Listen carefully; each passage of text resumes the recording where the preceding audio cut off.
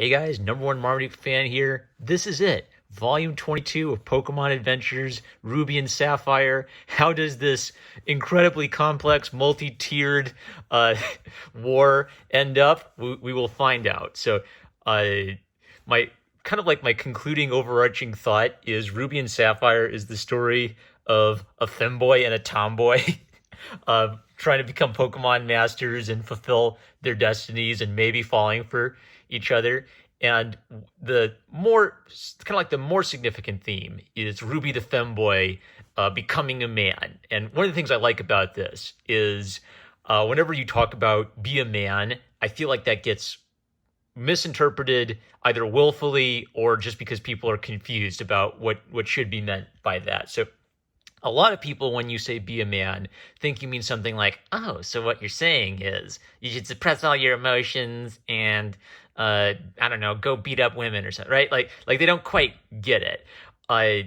Really what be a man is supposed to be is, I think you should translate that in your head to be a virtuous man.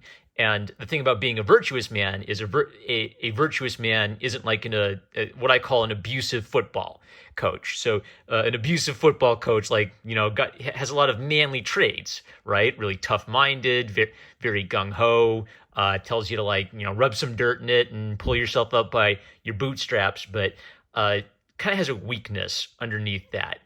The theme of Ruby and Sapphire is that even like a boy who likes beauty contests and photography and aesthetics and interior decorating can become a man because he sorts out his relationship with his father and learns to be virtuous and courageous. He puts all the pieces together. Because of that, even though Ruby and Sapphire are the deuteragonists, Ruby has the more significant change of heart of the two, partially inspired by Sapphire. And I think there's a really interesting connection that Ruby is a young man who's interested in aesthetics and beauty, and his pursuit of aesthetics and beauty is what gives him his kind of feminine characteristics, but it's also what prompts him to kind of his manly change of heart towards the end. And his change of heart isn't a change in what he loves. Like by the end of the story, he still loves beauty contests and redecorating, and Sapphire still loves going into the outdoors.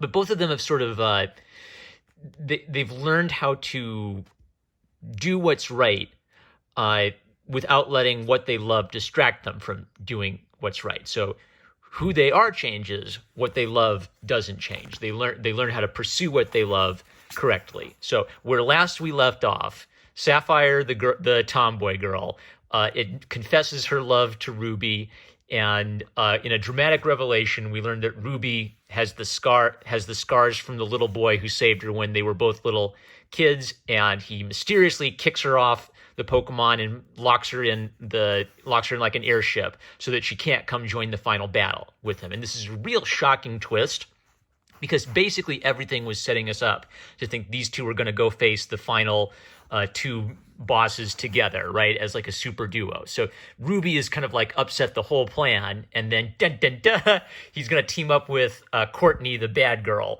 instead. I don't think it's an accident that Ruby is a guy who is motivated by aesthetics. He wants to compete in beauty contests. He loves taking photographs. He loves pretty things. And his moral dilemma is being caught between two pretty women. And it's not sexual at all, but on the one hand, he's got Sapphire, the supportive and sensible girl who loves him. On the other hand, he's got Courtney, the mysterious older lady who previously has kind of tempted him to join Team Magma. And her way of tempting him to join Team Magma is, suppose you win every beauty contest. What's going to be left for you after that? If you join me, I'll show you true beauty. So the setup seems to be, well, maybe Courtney's leading him down the dark side. Now, there's also sort of a stupidly noble aspect to Ruby's character, where Courtney kind of like tempts him by saying, well, you saw what happened when the two bad guys used the orbs and it took over their brains. What's going to happen if you two use the orbs and Sapphire loses control of her mind? And Ruby just has like a flash of Sapphire turning into a monster, and he doesn't want that to happen. So something that's important about Ruby's character, because I think he's making a dumb decision, but he is overcompensating for a previous dumb decision he made. Previously, when all the bad guys were showing up, he didn't want to get involved because he was afraid of fighting and afraid of being violent. And Sapphire kind of like called him a coward, which prompted him to like man up and join her in the fight. Now he's pushing in the opposite direction. He's so gung-ho about fighting, and he's so concerned for Sapphire's safety that in a noble kind of way, he wants to leave her behind so her life won't be at risk. He wants his to be the only life at risk. So he's denying her the opportunity to join him and help him in this fight, which I think is the foolish part of his decision. But he's doing it out of motivation to protect a girl he cares about. Now, jumping ahead, we actually find out that Courtney is actually sincere in wanting to help him defeat evil here. Like at first, she's been part of the bad guys, so we're not quite sure what she's up to. The twisteroo is that Courtney used to be involved in beauty contests, and she got tired of it. One of the things Hidenori Kusaka does that I really like is when there's a supernatural or superpowered element, he's really good at connecting that to a moral and human element. Sometimes I think people know you're supposed to use symbolism, but they don't quite get how to use symbolism. It has to actually, the two things actually have to connect in some way. So Courtney has the magic power that she can use fire to create messages and signals. So she'll encode the message, and then if you light the message with fire, you'll see the message she's trying to deliver, right? And she calls it, she says she has the ability to capture memories on paper with fire, which sometimes she's using, to like deliver secret messages to the other bad guys. But what Ruby remembers is when they fought previously, he saw a ribbon burning and it wasn't his. And he puts two and two together that she was burning her own ribbon. So she has the ability to capture memories on paper and reveal them with fire, right? That's her superpower. And then symbolically, she's burning a memory of something she had in the past because she gave up. She gave up on it. Team Magma seemed to offer her what she couldn't get out of the sort of innocent, simple life of pursuing beauty on her own. What was nice about this is I almost missed it because it's kind of subtle, but the point is her superpower connects to her problem. She's burned her memories and left her decent past behind. Now, I've praised Hidenori Kusaka before for being really good at plotting. He had a couple things in this volume that I thought were they felt a little bit like plot contrivances, like he's pulling one last twist out of nowhere to explain something. However, he does do a very good job of foreshadowing these twists, even though this is kind of like, one more twisteroo. Here we go. So, Ruby's big problem in life is he has sort of a strained relationship with his father. His father was kind of a tough gym leader who wanted him to be a battler. His father was gone for years working, and that clearly has kind of given Ruby some separation anxiety issues. So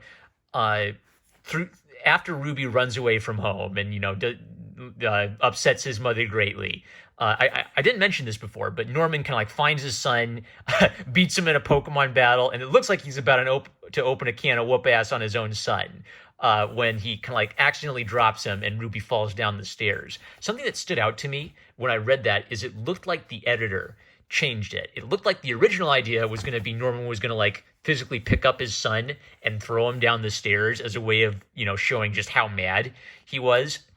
And then it looked like the editor came in and said, no, we can't have the dad doing that. So let's change it to say like lightning struck. And then the son slipped out of his dad's grip when that happened, right? I'm almost positive that's what they did because the angle on Norman has been he's a tough dad who doesn't quite relate to his kid, even though he's a good dad. He doesn't quite get how to talk to his son. So I feel like the angle was going to make it this hyper dramatic, battle to the death between father and son.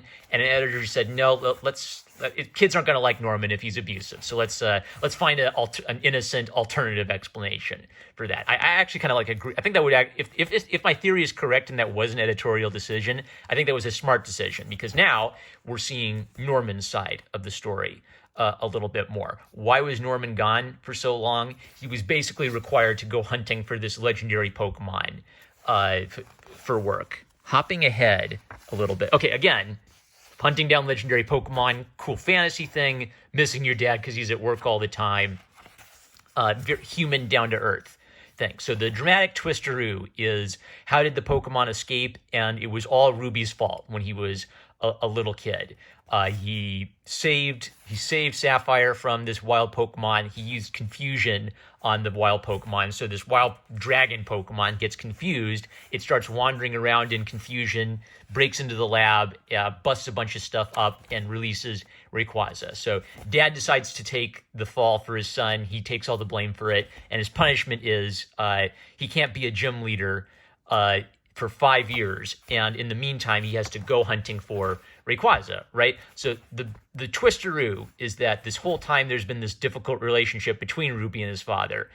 His father, Norman, has actually been making sacrifices for the sake of his son. Now, one of the reasons I don't like this is it feels a little contrived, right? Like if a wild animal is attacking a girl and you defend her, it's not your fault if the wild animal wanders over into some laboratory and breaks everything. But I kind of, even though it's a little silly and it made me groan a little bit, I kind of get the point that Norman has made sacrifices for his son, and Ruby has feelings of regret from his early childhood. So basically, why is Ruby so ashamed of fulfilling his potential and fighting with Pokemon? It's because he feels like when he was young, him fighting with Pokemon created this...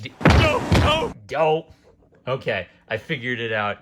I'm used to my iPhone holding a charge for about 1 day, and I've worked this iPhone to the point where it can't hold an iPhone charge for a day. So I'll just be like, la-di-da-di-da, it's dead. All right, so that whole first take was so good, I'm keeping it. So those aside, basically, Ruby is a shame-motivated character, and most of the substance of the last volume is spent on kind of like following Ruby as he heals his relationship with his father and becomes a man in his own right. Now, one of the consequences is that, unfortunately, our tomboy waifu material Sapphire is a little bit left on the sidelines. On the one hand, I kind of get it, because I think that for Hidenori Kusaka, even though Ruby and Sapphire are the deuteragonists and they're both the two most important characters moving the story forward, he probably feels like the primary target audience for Pokemon is still little boys. So he wants the little boy character to have a bit more time in the spotlight as compared to the little girl character. I want to see more of our cool cave girl waifu. But anyway, when she wakes up, they do kind of like give her a moment of like doing some smart, quick thinking to find a way to get past the electric shield to get to Ruby. So even though I'm a little annoyed that she feels like she got sidelined a bit in the climax, Hidenori is smart enough that he knows that he has to give our heroine her own moments to like show her capability, show how smart she is and show how committed she is to saving the boy she loves. So the twisteroo was people thought they were destined to stop Kyogre and Groudon. It was actually Norman, the father, and his son Ruby who stopped the two legendary Pokemon. Norman seems to have been left for dead. Ruby has fainted away, kind of like feeling shame and regret over the loss of his father. So really what Ruby and Sapphire were meant to do wasn't to stop the two Pokemon, it was to stop the two evil people controlling the Pokemon. So Wallace and Winona try to handle the two big bad guys. They play some dirty tricks and push them aside. So this is another neat thing where Hidenori balances a whole lot of stuff. Like there's always something happening for the characters that's significant to them. And it's sort of surprising to me how he's basically able to juggle 30 characters this well. Wallace left being the Pokemon champion to pursue being a gym leader. I don't quite recall what the reasoning was, but basically he left his protege Steven to be the new Pokemon champion. Steven also seems to have been killed while trying to stop the two legendary Pokemon from destroying the Earth. And so Steven gives his cape to Wallace, and the cape symbolizes being the champion of the Pokemon League. So something Hidenori knows is if you're the champion of the Pokemon League, you've got to be a real badass character, and you've got to kick some major tail. Wallace accepts the mantle of the champion, and he and Winona try to stop the two, but of course the two villains are really competent and they're dirty stinking cheaters. So the dirty stinking cheaters still defeat Wallace and Winona, even though they're both the senseis of Ruby and Sapphire, and they're both really capable trainers in their own right. So the balance is we can't have the senseis, Wallace and Winona, looking like simps too much, right? Like we want them to appear tough and appear to be serious threats. So Wallace gets his moment in the sun. He has his moment where he realizes that I do have to take on this legacy. I do have to take on the responsibility of being champion. And Maxie and Archie win and beat them, but they beat them through their dirty, stinking tricks. So what that does is, it kind of like makes Wallace and Winona seem like they're actually serious. They're not like pushovers. They weren't defeated easily, even though they were defeated quickly. And it makes Archie and Maxie look like tough guys because they beat these, they beat the champion and the gym leader. Those are the super powerful trainers. So it's all coming down to Ruby and Sapphire, the only two people who can do anything. Phoebus shows up. So here's another example where this is very Ruby-centric. Ruby, because he loves beauty contests, there are ways in which he can love beauty too much. So Phoebus lost the beauty contest. Ruby chose Phoebus because he had sort of a condescending view. Well, Phoebus is an ugly Pokemon, but I'm such a good trainer, I can make Phoebus beautiful regardless, as a way of proving my talent. He yells at Phoebus, and Phoebus runs off, and Ruby feels like a heel. Wallace tells him, yeah, you were kind of being a dick there, but Phoebus shows its loyalty and returns at the last minute, and this deeply moves Ruby, who realizes this is beautiful. It's not the way Phoebus looks that makes it beautiful. It's its loyalty and courage and heroism that makes it beautiful. And he gives an epic speech of what we have learned. True beauty comes from the heart, a heart that loves and cares for others. You need to remember that before you're taken over by some other evil power. This moves Wallace, who can he sees that, he believes that's so beautiful that he actually gives Ruby the beauty contest ribbon that he failed to earn before. Ruby gives it to Phoebus, and surprise, surprise, Phoebus is Meliotic, the beautiful sort of sea dragon Pokemon. Now, if you played the games, you saw this twisteroo coming, because it just kind of stands out to you. You look at the Pokemon guide, you look at Phoebus, you look at Meliotic, and you say, oh, I get it. It's an ugly Pokemon that evolves into a beautiful Pokemon. If you didn't play the games, this would have been a really cool, whoa, what a surprise. What I love about this is it's, again, Hidenori Kusaka looking at the games for rough inspiration and really finding something brilliant in it, right? So the Ruby and Sapphire games, you get to compete in Pokemon beauty contests, right? So he says, okay, well, I've got to have one of the characters competing in a Pokemon beauty contest. And he probably looks at all the Pokemon, reads all the Pokemon data, and he sees, oh, well, here's this little ugly Pokemon that evolves into a really beautiful Pokemon. So that should have something to do with the beauty contest. So from basically a game that's just like a lot of cool monsters and a little adventure where you beat up some bad guys, he spots a lot of interesting little details that once he puts them together into a story, and you see how it's put together, it's brilliant. You say, wow, of course, that's such a brilliant idea. It's one of the best examples I've seen of starting with some rough, inspiration of goofy monsters fighting each other, paying attention to the details of the source material, and then crafting a story that holds together beautifully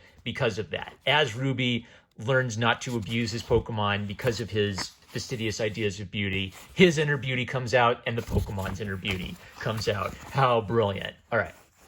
Now, again, see, Ruby's still the central guy. I wish they would have given Sapphire a little bit more to do in the final battle. She shows up, saves his bacon, and they fight the two bad guys together. But once more, Ruby has got to unleash his true masculine power that he's been suppressing this whole time. So this whole time he's had a sixth Pokemon, and we haven't seen what it is. And Sapphire actually got a little glimpse of it, and notices when he uses this Pokemon, he uses a special posture when he's about to release it. It's so powerful, he has to be careful while opening the Pokemon ball because of what's going to come out. And it's Celebi, a legendary Pokemon. So the legendary Pokemon, they're really tough to catch in the games. What do you do with something that powerful in the context of a story? Are you just going to let one character catch a whole bunch of legendary Pokemon and be an unstoppable badass? No, that wouldn't be any fun. So Hidenori tends to find ways to use them creatively. So one I remember is he had Blaine control Mewtwo, where the idea is that A, Blaine is an older and more experienced trainer, so it's sort of like Mewtwo respects that, and B, Blaine was actually part of the team that genetically engineered Mewtwo, and they used some of his DNA. So it's sort of like there's a genetic link between Mewtwo and Blaine that helped them communicate telepathically, right? Basically, rather than just give Mewtwo to the little 10-year-old kid, he finds ways to give the legendary Pokemon a moment in the sun, but not necessarily always have them used by the protagonist. This is a surprise because we've never seen a protagonist use a legendary Pokemon before. And it's clearly something that Ruby had this whole time, that he was afraid to pull out because it was a badass final move. It fits with his character because this whole time he's been afraid of fighting at his full strength and his full potential because he's afraid of what the consequences of that could be. He could frighten the girl he loves away from him. He could drive a wedge between himself and his dad. But now that he's kind of learned his lesson and learned to be a man, Ruby pulls out his absolute super duper strong final move. Now, one of the surprises of this is this undoes some death. Now, I don't always like undoing death because I feel like that misses the point of death if you magically undo it. However, in this instance, I'm willing to forgive it because Celebi is literally a time-traveling Pokemon. So when he unleashes it and they stop the two bad guys, Ruby faints away, realizing that Courtney, his dad Norman, and Steven are all going to die, and they're slipping away. However, Celebi has the power to undo that. So even though I'm generally not a fan of death being undone, in this instance, because it was used kind of like at the climax and at kind of like the because it actually fits with the Pokemon's power, I'm willing to forgive it, and it lets us have a happy ending. Celebi manipulates time slightly so that the three people who died in the battle are restored, and they're sort of dropped off at the victory, having defeated the villains. Flashing forward, the two of them, remember, they have their little 80 days contest where both of them want to fulfill their dreams in 80 days. Sapphire shows up, and it's her birthday, right? So she's turning 11 today, and Ruby has decorated her secret base with a bunch of pretty dolls and decorations, right? So Ruby is still like that little guy that young man who loves interior decorating and aesthetics. That has not changed. He still has the same loves he has before. He wasn't pretending to be an effeminate boy who loves beauty contests. He really does sincerely love beauty contests, and that's still true about him. What has changed is he stopped letting his sort of fastidious interest in beauty turn him into a jerk, basically. So he does something really nice to Sapphire, maybe kind of as a way of saying he's sorry for leaving her behind before. She's a little annoyed at him because she confessed his love to him, and he's just like being nice to her. Like, is he gonna love her back? And the two of them go off to celebrate Sapphire's birthday. Now, it doesn't end up with them together or kissing or anything, but it's like the two of them are going off on an adventure together, right? So the implication you're getting is that they're two basically like preteen kids who are on their first date, on their first little date as preteens, right? So a nice little way of wrapping up the romantic subplot. I still wish Sapphire was given more to do in the final plot because the contrast between them was so interesting. Both of them deliberately changed their personalities because of traumas they had as children. Both of them seem to have kind of like come into their own and accomplished what they wanted to accomplish and become better people for it. I just feel like the appropriate emphasis on bringing out Ruby's manliness had the effect of maybe pushing Sapphire's journey to the side a little bit. And I would have liked to see a little bit more of that. And then dramatic revelation, Giovanni is back, Giovanni, the villain of the very first game, doesn't show up in the other games at all that much, I think. But in the manga, of course, with things that didn't get developed or built up more in the games, they get to build up and develop more in the manga. So Giovanni's out there, and he's up to some dastardly doings. And maybe we'll see... Dope! I'm out of storage. All right, that's it. Cool little message from Hidenori and Satoshi Yamamoto. Now I'm finished with Ruby and Sapphire. It's fun. It's a continuation of a lot of the things I liked in Red and Blue. Surprisingly complex battle fight choreography and character dynamics for a all ages manga. Some goofy moments where Hidenori is clearly like throwing out a billion ideas out there, but incredibly carefully plotted, with really sincere and sweet themes of heroism. Femboys, you can be heroes too. All right, that's it. I'm #1 Marmaduke fan. I love you guys. Catch you later.